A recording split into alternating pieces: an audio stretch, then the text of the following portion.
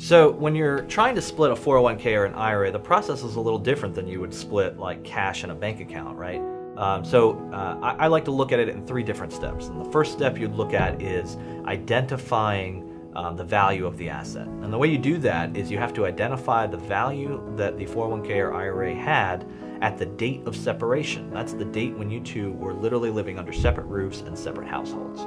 Because that's what the court's going to look at in determining when to split it. Until the separation occurs, it's all still marital, so we have to kind of take a snapshot of that date upon separation. So once you do that, once you figure out the number of what it's worth is at that time, then you have to move on to figuring out how much of it was marital. So North Carolina is a marital property state, and what that means is things acquired during the marriage belong to the marriage, and then they have to be split accordingly. So a classic example that you deal with a lot is you might have somebody who had a 401k for 10 years prior to getting into the marriage, and then they were only married for 5 or 6 years. So you have maybe 10 years of premarital 401k and maybe 5 years of 401k.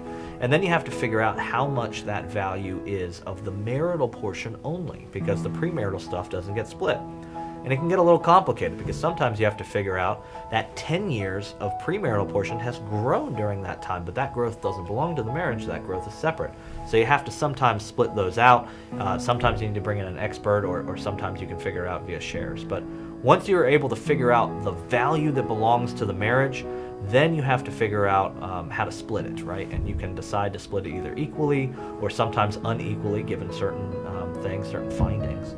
But once you go ahead and decide what that percentage is going to be, or that amount is, you split it with a qualified domestic relations order, also known as a quadro. And this is a court order that will tell the plan administrator to take this money and put it into 2 separate accounts, so that it's like you two would have 2 separate 401ks. One 401k becomes 2, and you each would individually decide what you want to do with that.